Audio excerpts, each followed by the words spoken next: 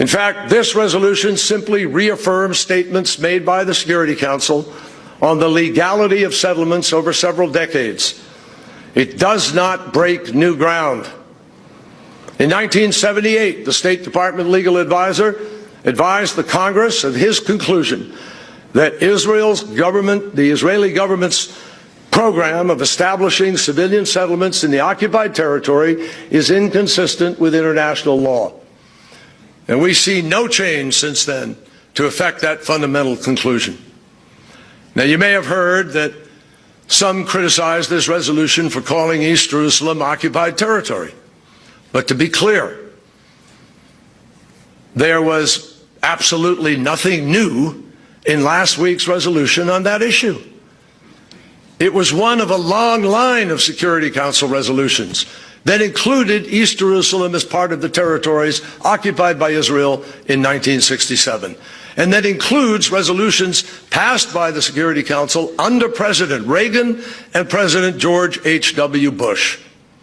And remember that every U.S. administration since 1967, along with the entire international community, has recognized East Jerusalem as among the territories that Israel occupied in the Six-Day War. Now, I want to stress this point.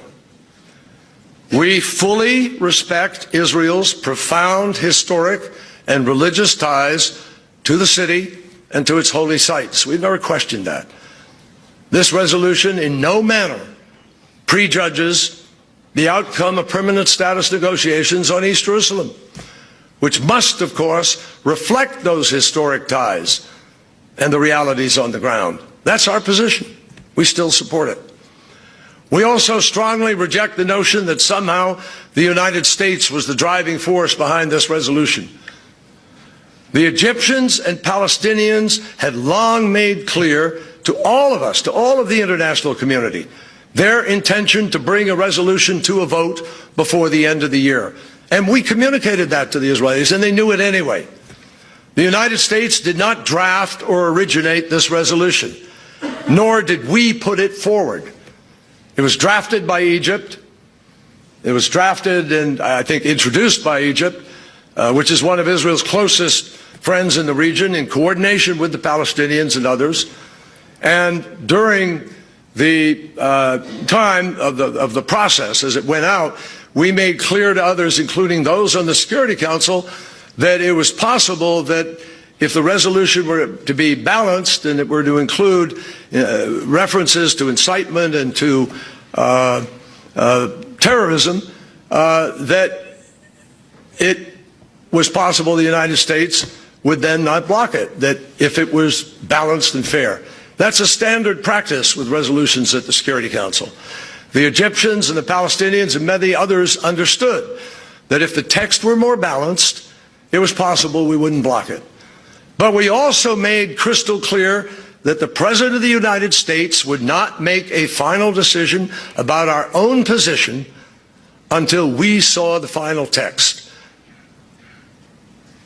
In the end, we did not agree with every word in this resolution. There are important issues that are not sufficiently addressed or even addressed at all.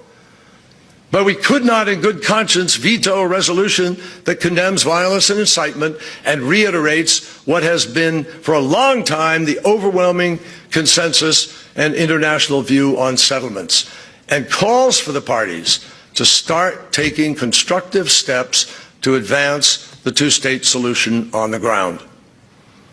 Ultimately, it will be up to the Israeli people to decide whether the unusually heated attacks that Israeli officials have directed towards this administration best serve Israel's national interests and its relationship with an ally that has been steadfast in its support, as I described. Those attacks, alongside allegations of U.S.-led conspiracy and other manufactured claims, distract attention from what the substance of this vote was really all about. Now, we all understand that Israel faces very serious threats in a very tough neighborhood. Israelis are rightfully concerned about making sure that there is not a new terrorist haven right next door to them, often referencing what's happened with Gaza. And we understand that. and we believe there are ways to meet those needs of security. And Israelis are fully justified in decrying attempts to legitimize their state and question the right of a Jewish state to exist. But this vote was not about that. It was about actions that Israelis and Palestinians are taking that are increasingly rendering a two-state solution impossible. It was not about making peace with the Palestinians now. It was about making sure that peace with the Palestinians will be possible in the future. Now, we all understand that Israel faces extraordinarily serious threats in a very tough neighborhood. And Israelis are very correct in making sure that there's not a terrorist haven right on their border. But this vote, I can't emphasize it enough, is not about the possibility of arriving at an agreement that's going to resolve that overnight or in 1 year or 2 years. This is about a longer process. This is about how we make peace with the Palestinians in the future, but preserve the capacity to do so. So how do we get there? How do we get there to that peace? Since the parties have not yet been able to resume talks, the U.S. and the Middle East Quartet have repeatedly called on both sides to independently demonstrate a genuine commitment to the two-state solution, not just with words, but with real actions and policies to create the conditions for meaningful negotiations. We've called for both sides to take significant steps on the ground to reverse current trends and send a different message, a clear message, that they are prepared to fundamentally change the equation without waiting for the other side to act. We have pushed them to comply with their basic commitments under their own prior agreements in order to advance a two-state reality on the ground. We have called for the Palestinians to do everything in their power to stop violence and incitement, including publicly and consistently condemning acts of terrorism and stopping the glorification of violence. And we have called on them to continue efforts to strengthen their own institutions and to improve governance, transparency, and accountability. And we have stressed that the Hamas arms buildup and militant activities in Gaza must stop. Along with our quartet partners, we have called on Israel to end the policy of settlement construction and expansion, of taking land for exclusive Israeli use and denying Palestinian development. To reverse the current process, the U.S. and our partners have encouraged Israel to resume the transfer of greater civil authority to the Palestinians in Area C, consistent with the transition that was called for by Oslo. And we have made clear that significant progress across a range of sectors, including housing, agriculture, and natural resources, can be made without negatively impacting Israel's legitimate security needs. And we've called for significantly easing the movement and access restrictions to and from Gaza, with due consideration for Israel's need to protect its citizens from terrorist attacks.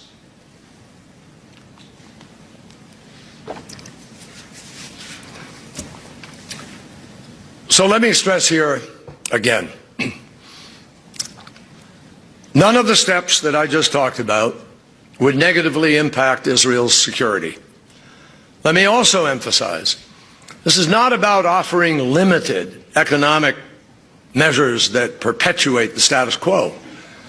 We're talking about significant steps that would signal real progress towards creating two states. That's the bottom line. If we're serious about the two-state solution, it's time to start implementing it now. Advancing the process of separation now in a serious way could make a significant difference in saving the two-state solution and in building confidence in the citizens of both sides that peace is indeed possible. And much progress can be made in advance of negotiations that can lay the foundation for negotiations, as contemplated by the Oslo process. In fact, these steps will help create the conditions for successful talks. Now, in the end, we all understand that a final status agreement can only be achieved through direct negotiations between the parties. We've said that again and again.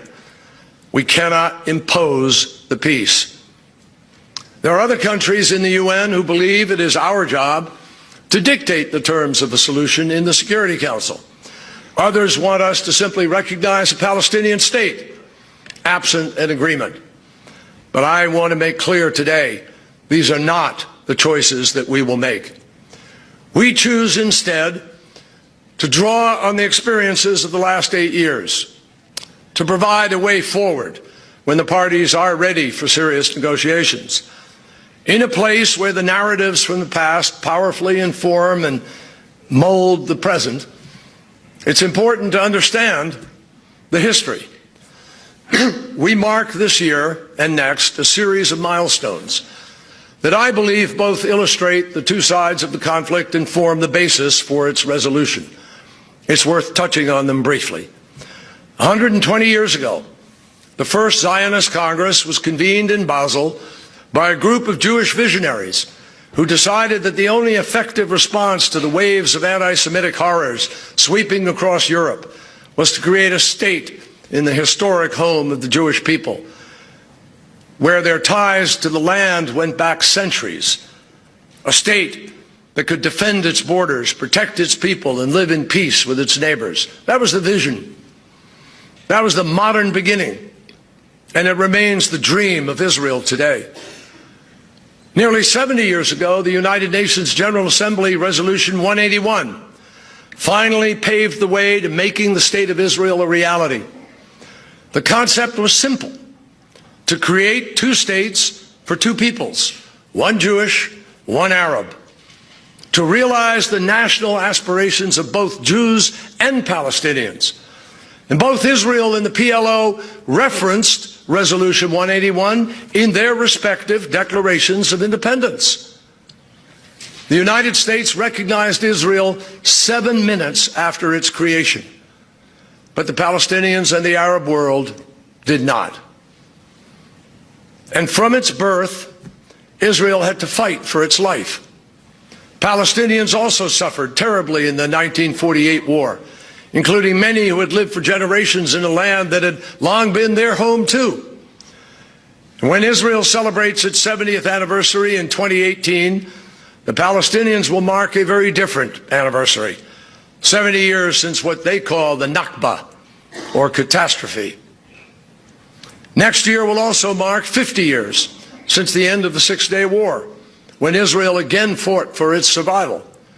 And Palestinians will again mark just the opposite: 50 years of military occupation. Both sides have accepted UN Security Council Resolution 242, which called for the withdrawal of Israel from territory that it occupied in 1967 in return for peace and secure borders as the basis for ending the conflict. It has been more than 20 years since Israel and the PLO signed their first agreement, the Oslo Accords, and the PLO formally recognized Israel. Both sides committed to a plan to transition much of the West Bank and Gaza to Palestinian control during permanent status negotiations that would put an end to their conflict. Unfortunately, neither the transition nor the final agreement came about, and both sides bear responsibility for that. Finally, some 15 years ago, King Abdullah of Saudi Arabia came out with a historic Arab peace initiative, which offered fully normalized relations with Israel when it made peace. An enormous opportunity then and now, which has never been fully embraced. That history was critical to our approach to trying to find a way to resolve the conflict. And based on my experience with both sides over the last 4 years, including the 9 months of formal negotiations, the core issues can be resolved if there is leadership on both sides committed to finding a solution. In the end, I believe the negotiations did not fail because the gaps were too wide, but because the level of trust was too low. Both sides were concerned that any concessions would not be reciprocated and would come at too great a political cost. And the deep public skepticism only made it more difficult for them to be able to take risks. In the countless hours that we spent working on a detailed framework, we worked through numerous formulations and developed specific bridging proposals, and we came away with a clear understanding of the fundamental needs of both sides. In the past 2.5 years, I have tested ideas with regional and international stakeholders, including our quartet partners.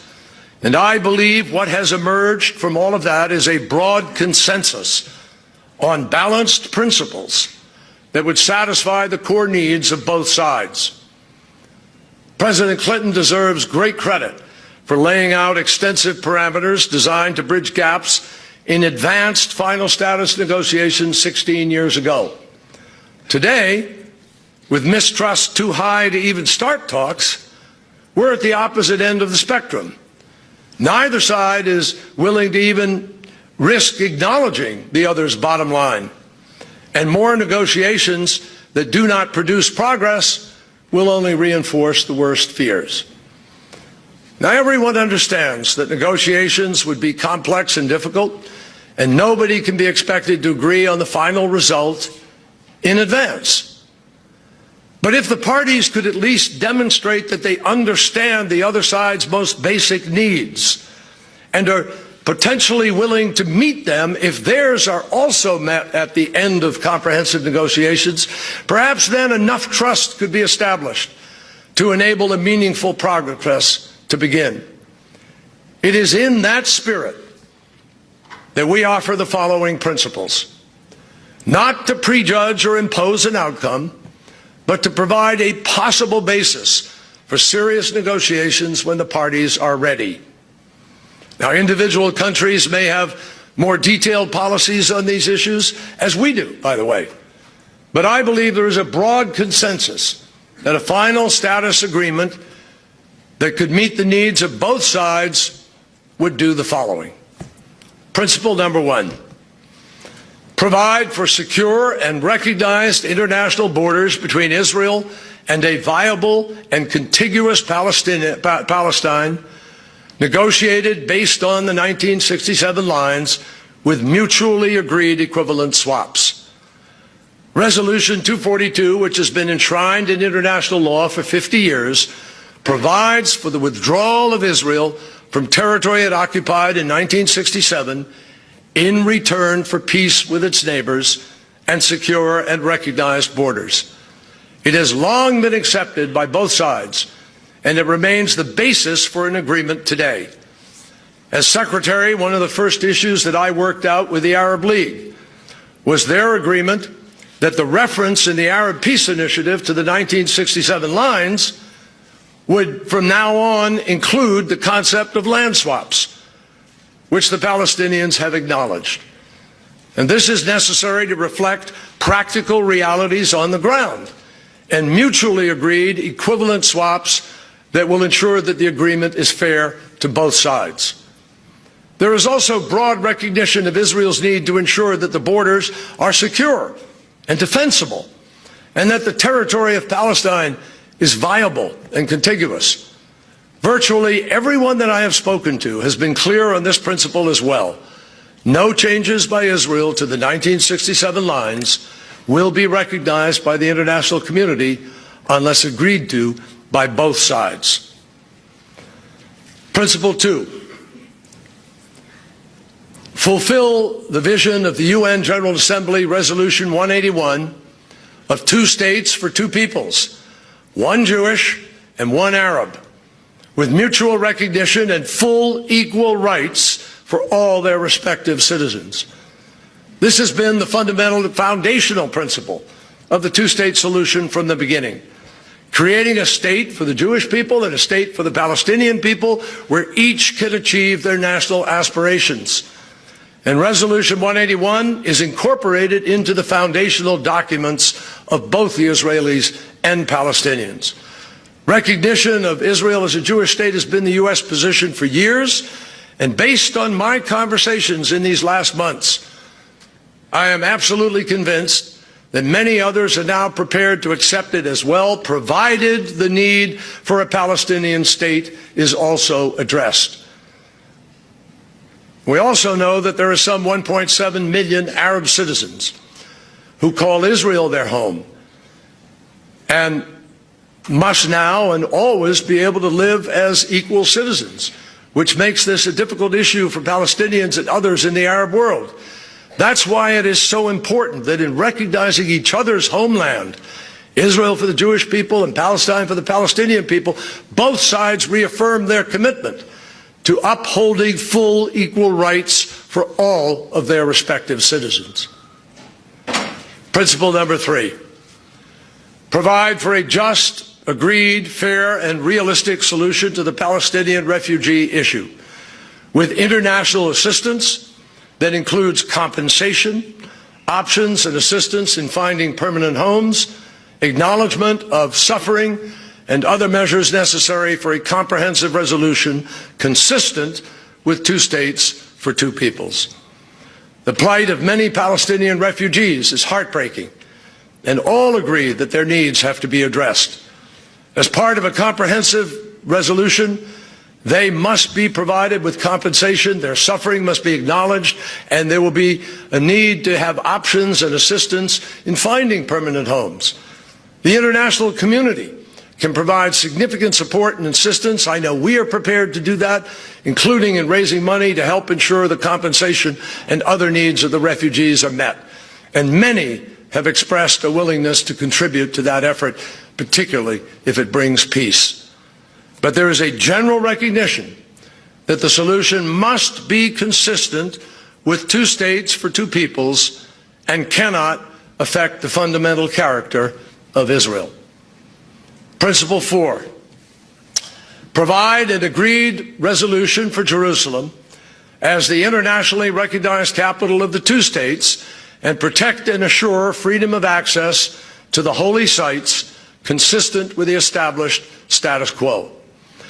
Now, Jerusalem is the most sensitive issue for both sides, and the solution will have to meet the needs not only of the parties, but of all 3 monotheistic faiths. That is why the holy sites that are sacred to billions of people around the world must be protected and remain accessible, and the established status quo maintained. Most acknowledge that Jerusalem should not be divided again like it was in 1967, and we believe that. At the same time, there is broad recognition that there will be no peace agreement without reconciling the basic aspirations of both sides to have capitals there. Principle 5, satisfy Israel's security needs and bring a full end, ultimately, to the occupation, while ensuring that Israel can defend itself effectively and that Palestine can provide security for its people in a sovereign and non-militarized state. Security is the fundamental issue for Israel, together with a couple of others I mentioned, but security is critical. Everyone understands that no Israeli government can ever accept an agreement that does not satisfy its security needs, or that risks creating an enduring security threat like Gaza transferred to the West Bank. And Israel must be able to defend itself effectively, including against terrorism and other regional threats. In fact, there is a real willingness by Egypt, Jordan, and others to work together with Israel on meeting key security challenges. And I believe that those collective efforts, including close coordination on border security, intelligence sharing, joint cooperations, joint operation, can all play a critical role in securing the peace. At the same time, fully ending the occupation is the fundamental issue for the Palestinians. They need to know that the military occupation itself will really end after an agreed transitional process. They need to know they can live in freedom and dignity in a sovereign state while providing security for their population, even without a military of their own. This is widely accepted as well. And it is important to understand there are many different ways without occupation for Israel and Palestine and Jordan and Egypt and the United States and others to cooperate in providing that security. Now, balancing those requirements was among the most important challenges that we face in the negotiations. But it was one where the United States has the ability to provide the most assistance. And that is why a team that was led by General John Allen, who is here, for whom I am very grateful for his many hours of effort, along with, he is one of our foremost military minds, and dozens of experts from the Department of Defense and other agencies, all of them engaged extensively with the Israeli Defense Force in trying to find solutions that could help Israel address its legitimate security needs. They developed innovative approaches to creating unprecedented, multi-layered border security, enhancing Palestinian capacity, enabling Israel to retain the ability to address threats by itself, even when the occupation had ended. General Allen and his team were not suggesting one particular outcome or one particular timeline, nor were they suggesting that technology alone would resolve these problems. They were simply working on ways to support whatever the negotiators agreed to. And they did some very impressive work that gives me total confidence that Israel's security requirements can be met. Principle 6. End the conflict and all outstanding claims, enabling normalized relations and enhanced regional security for all, as envisaged by the Arab Peace Initiative. It is essential for both sides that the final status agreement resolves all the outstanding issues and finally brings closure to this conflict, so that everyone can move ahead to a new era of peaceful coexistence and cooperation. For Israel, this must also bring broader peace with all of its Arab neighbors. That is the fundamental promise of the Arab Peace Initiative, which key Arab leaders have affirmed in these most recent days. The Arab Peace Initiative also envisions enhanced security for all of the region. It envisages Israel being a partner in those efforts when peace is made. This is the area where Israel and the Arab world are looking at perhaps the greatest moment of potential transformation in the Middle East since Israel's creation in 1948. The Arab world faces its own set of security challenges. With Israeli-Palestinian peace, Israel, the United States, Jordan, Egypt, together with the GCC countries, would be ready and willing to define a new security partnership for the region that would be absolutely groundbreaking. So, ladies and gentlemen, that's why it is vital that we all work to keep open the possibility of peace, that we not lose hope in the two-state solution, no matter how difficult it may seem, because there really is no viable alternative. Now, we all know that a speech alone won't produce peace. But based on over 30 years of experience and the lessons from the past 4 years, I have suggested, I believe, and President Obama has signed on to and believes in, a path that the parties could take. Realistic steps on the ground now, consistent with the parties' own prior commitments, that will begin the process of separating into two states, a political horizon to work towards, to create the conditions for a successful final status talk, and a basis for negotiations that the parties could accept to demonstrate that they are serious about making peace. We can only encourage them to take this path. We cannot walk down it for them. But if they take these steps, peace would bring extraordinary benefits in enhancing the security and the stability and the prosperity of Israelis, Palestinians, all of the nations of the region.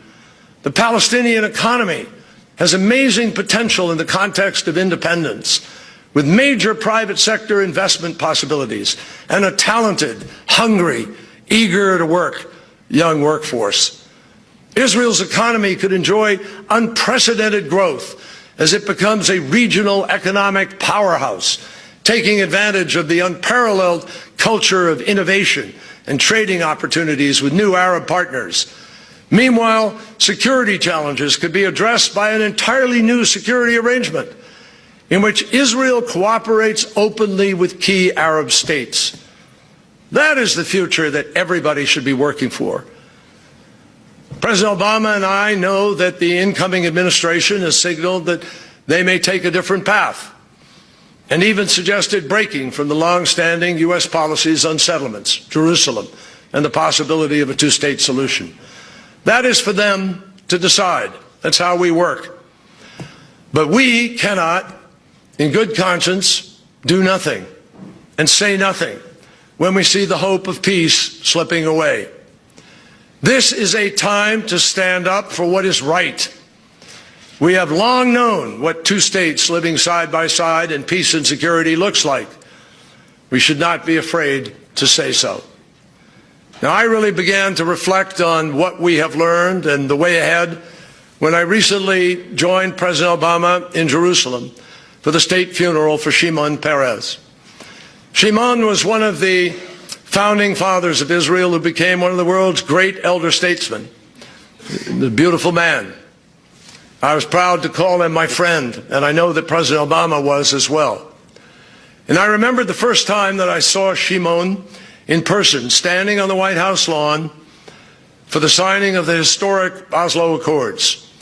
And I thought about the last time at an intimate, one-on-one Shabbat dinner, just a few months before he died, when we toasted together to the future of Israel and to the peace that he still so passionately believed in for his people. He summed it up simply and eloquently as only Shimon could. Quote, "The original mandate gave the Palestinians 48%. Now it's down to 22%. I think 78% is enough for us." As we laid Shimon to rest that day, many of us couldn't help but wonder if peace between Israelis and Palestinians might also be buried along with one of its most eloquent champions. We cannot let that happen. There is simply too much at stake for future generations of Israelis and Palestinians to give in to pessimism, especially when peace is in fact still possible. We must not lose hope in the possibility of peace. We must not give in to those who say what is now must always be, that there is no chance for a better future. It is up to Israelis and Palestinians to make the difficult choices for peace, but we can all help. And for the sake of future generations of Israelis and Palestinians, for all the people of the region, for the United States, for all those around the world who have prayed for and worked for peace for generations, let's hope that we are all prepared, and particularly Israelis and Palestinians, to make those choices now. Thank you very much. There you go. That's Secretary of State John Kerry just wrapping up a very long speech at the State Department, laying out this administration's vision for Middle East peace. He said time and time again that a two-state solution is the only path to peace, and he defended the United States' failure to veto the UN resolution last week condemning Jewish settlements in what some call the occupied territories. That failure ratcheting up tension between the U.S. and Israel as President Obama has just about 3 weeks left in his term. Here's Secretary Kerry just moments ago. The two-state solution is the only way to achieve a just and lasting peace between Israelis and Palestinians. It is the only way to ensure Israel's future as a Jewish and democratic state, living in peace and security with its neighbors. It is the only way to ensure a future of freedom and dignity for the Palestinian people, and it is an important way of advancing United States interests in the region. Also, Secretary Kerry defending America's abstention at the UN last week, calling it a defense of American values. Listen. Friends need to tell each other the hard truths, and friendships require mutual respect. I am compelled to respond today that the United States did, in fact, vote in accordance with our values, just as previous U.S. administrations have done at the Security Council before us. All right, let's bring it out to the couch. Herman Cain, you had a lot to say during the speech. Yes. A lot to say because it was a very long speech. Yes. He obviously had two objectives here. Make the case to the American people and the world for this two-state solution in Israel, and also defend the U.S. in that abstention vote. Did he succeed on either front? No. There's an old saying. When people don't agree with your conclusion, dazzle them with, I can't say it on the air, rhetoric. That's what this was. The only thing worse than a 1 hour plus speech by John Kerry is a 1 hour speech by President Obama. This is pure rhetoric to try to cover up for the flawed assumptions. Number one, the two-state solution. That is a flawed assumption. Why?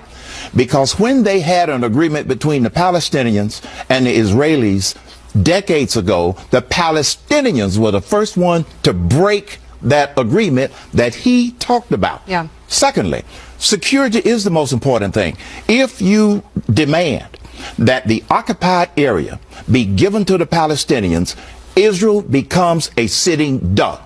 This is why Benjamin Netanyahu and the Israelis are simply not going to go along with that approach. All right, so Dagan, let me ask you, I mean, obviously this is the white whale. This is the magnum opus. This is the gold medal for any president, is lasting peace in the Middle East. So is the president in his final weeks trying to actually craft some sort of peace there, or is this just some sort of needling against Israel for the bad relationship they've had over the two terms? If the Obama administration wanted peace and wanted to protect Israel, they wouldn't have brokered that Iran deal and handed $1.7 billion in a cash ransom payment to the #1 state sponsor of terrorism, funding terrorists in Yemen, funding Hezbollah, and firing missiles, by the way, earlier this year that carried the Hebrew message, Israel must be wiped out. Let's not forget that. Why is this happening now? Why didn't it happen before now? Because of the politics. Because if Democrats had heard this speech and witnessed that abstention last week, they would have been, here's the slogan, according to Eli Lake, that you would have seen, can't stop genocide in Syria, and we make Jewish homes in Jerusalem illegal. 500,000 Syrians were killed, and that's what we get, the message to Israel. This is appalling what has happened. All right, it is. It certainly seems to have flamed the tensions just as we are coming off a presidential election in this country. And look at this. President-elect Donald Trump has tweeted. And you can see this tweet right here. In response before Kerry's speech, he wrote, "We cannot continue to let Israel be treated with such total disdain and disrespect. They used to have a great friend in the U.S., but not anymore. The beginning of the end was the horrible Iran deal," as Dagan alluded to. "And now this UN Stay Strong Israel January 20th is fast approaching." All right, so Lisa Booth, what can Israel expect from a changing of the guard in the White House, from a new administration that has grown to be very pro-Israel over the last few months? I think an administration that supports our friends and not our enemies, which is not what we've seen under President Obama. And I think he's really going to go out a coward. He's going to go out a coward on the world stage, and as ambassador, and a coward that has made the world less safe, ultimately. And as Ambassador John Bolton wrote in the Wall Street Journal, this isn't stabbing Israel in the back, it's stabbing Israel in the front. And Secretary John Kerry said today that there has been no administration that has been a better friend to Israel, but that flies in the face of common sense, as Herman and Dagan have pointed out in this earlier segment. And that's also why I think you see Benjamin Netanyahu, Prime Minister Benjamin Netanyahu, who said that this resolution is a declaration of war. Yeah. He said it's a shameful ambush by the President of the United States, and I absolutely agree with him. All right, well, let's take a look at the at Benjamin Netanyahu's tweet, because he also had something to say. President-elect Trump, thank you for your warm friendship and clear-cut support for Israel. That's obviously a jab at the sitting president, who has not demonstrated clear-cut support for Israel. No, and I'll tell you this. I don't think there's anything clear-cut about any of these things we're talking about. I just got back from Israel from 2 weeks ago, and I was there for a week, and I saw much in my time there. And I'll tell you this. What are they saying about our election? Well, look, I think they're optimistic, like many people are. President-elect Trump has been very consistent, I think, in his support of Israel, and I think that's a good thing. They're optimistic about that. But I want to talk about the two-state solution, because I think in theory, and we heard, John Kerry talk for over an hour about these, 6-point prongs. It's all great talk. It is rhetoric. Here's the problem. Yeah. In order for a real negotiation to take place, at least one common thing must be understood from day one, and that is a recognition of Israel's right to exist. And until that is, acknowledged, really in Arabic by the Palestinian people, we can't move forward with this, right? Because that's the thing. I actually sat down with Erekat, who is the chief negotiator from the Palestinian Authority, and he said a lot of good things that sound really good, but they are tying their hands. They are saying one thing out of their mouth. They're saying another thing to their actual people. And this is why we see the settlements. Now, I understand why the U.S. took the position. I do. But I am not mad at Israel for continuing with the settlements because of what you said, Herman. You said that they have to protect, their space and their right to exist. And we saw what happened with the Gaza Strip. They gave it up, and we saw what's happening there, Hamas and all. So this is something that's very complex. Well, John Kerry compared the geography in the West Bank to Swiss cheese. Maybe could have spent a little bit more time editing the speech and beefing up the metaphors. All right, more potential fallout from Secretary John Kerry's tough language for Israel, the reaction from the Jewish state, and a live report from Jerusalem coming up on Outnumbered.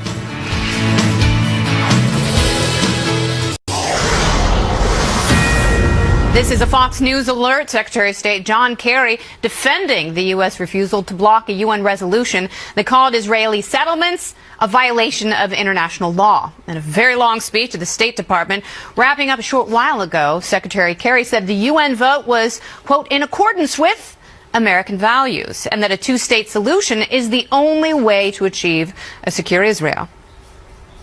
We cannot properly defend and protect Israel if we allow a viable two-state solution to be destroyed before our own eyes. And that's the bottom line. The vote in the United Nations was about preserving the two-state solution. That's what we were standing up for.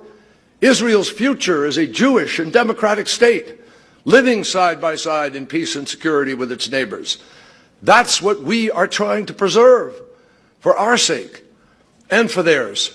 The lady doth protest too much, methinks. John Huddy, live in Jerusalem with more. John? Yeah, well, Kennedy, Secretary Kerry also said that President Obama has been Israel's greatest friend and supporter. Now, so far, we haven't heard any reaction from Israeli officials, in particular Israeli Prime Minister Benjamin Netanyahu. That will likely change, and hopefully we'll get something sooner rather than later. If we do, certainly I'll report it to you. But I think the takeaway, one of the important takeaways on this are the principles that Secretary Kerry outlined, he says, as possible parameters that can help bring peace and a two-state solution. Real quickly, I'll go through a couple. He mentioned Resolution 242, the UN resolution that provides for secure borders between Israel and Palestine based on the 1967 lines. This was something that was also in the UN resolution voted on Friday. He talked about a solution to the Palestinian refugee crisis, Jerusalem being the capital of both a Palestinian state and an Israeli state. That was an important point, and also satisfying Israel's security needs and ending the conflict and outstanding claims that will ultimately enable the peace talks, a peace process, and two-state solution. He said, Kennedy, that the two-state solution is in serious jeopardy because of the seemingly endless occupation and settlement expansion into East Jerusalem and the West Bank. That was really the focus of the bulk of his speech. And he defended the vote Friday, saying it was about preserving a two-state solution and that it was drafted by Egypt, and that while the U.S. said that it wouldn't block it if it was a balanced resolution, he rejected the claims that the U.S. was behind it. And that's what Israeli officials continue to maintain, that the U.S. basically orchestrated and drafted this. And a senior Israeli official told me Friday that the resolution is, quote, just the tip of the iceberg as far as U.S.-Palestinian collusion. Whether they stick to that hardline approach and stance, we'll see. We're awaiting reaction. Kennedy. All right, very good, John. Thanks so much, and we look forward to further updates from you. Herman Cain, I will go to you first because this is what we keep hearing, the two-state solution, the two-state solution. So important, so repetitive from Secretary Kerry and this administration. What does the UN vote do for Israel's desire for a two-state? Nothing. And that's one of the big fallacies here.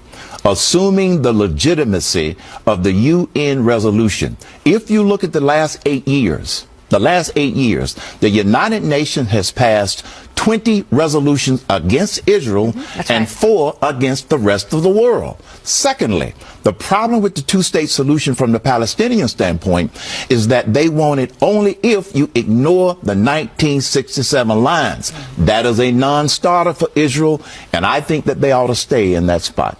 Ambassador John Bolton wrote an editorial in the Wall Street Journal recently, and he pointed out, because you would not get this from the John Kerry speech, that the two-state solution has been on, it's essentially a dead end. It's been on life support for a number of years. He said, far better to say a three-state solution. Return Gaza to Egypt and give those parts of the West Bank that Israel is prepared to cede to Jordan. And you attach Palestinian lands to real economies, not a make-believe one, and that will benefit all. All right, so you obviously have a president with no political experience, which arguably could be his greatest strength. And he's going to have unorthodox approaches to all sorts of ways that he governs and a number of crises. And, you know, Dagan brings up Ambassador Bolton's point about a three-state solution. What do you see President-elect Trump doing with Israel as an ally? What out-of-the-box solution do you see them coming up with? You know, I'm not quite sure, but I think we've already seen from President-elect Trump that his viewpoint on foreign policy and the measures that he will take throughout his administration are going to be drastically different than President Obama's. And we saw that even with him taking the phone call from the president of Taiwan, right? So he's already signaled a drastic change in the way that we engage with the world. And as we saw even just with the UN resolution just now with President-elect Trump saying to Benjamin Netanyahu, look, we have Israel's back. Like, I would not do this. And also forcing Egypt to stand down as well. But, you know, this is just another example of the dysfunctional and dangerous policies of President Obama when it comes to foreign policy. Those policies, as Dagan pointed out earlier, of helping a country like Iran who wants to bring death and destruction to Israel, who says that there will be no Israel in the next 25 years. I want to bring Ebony in quickly. Yet we embolden them. We're running out of time. You were just in Israel. Is it possible to share Jerusalem? Is that possible? Possible, sure, in a theoretical sense, but from what I saw on the ground, I don't see it happening, and I think it's time that we get much more practical. I think we heard a speech today that was about theory and what if, and it's just not going to happen that way. I want to say this. You might not think President Obama's been the best friend Israel's ever had, but he did give them $38 billion, and I heard several Israelis say that they were appreciative for that component. Amen. All right, very good. Gave Iran $100 billion. We have a hard break coming up. Meantime, Secretary Kerry insisting the U.S., including the Obama administration, has always had Israel's back. Is that how Israelis see it? We will debate next. Oh, perfect.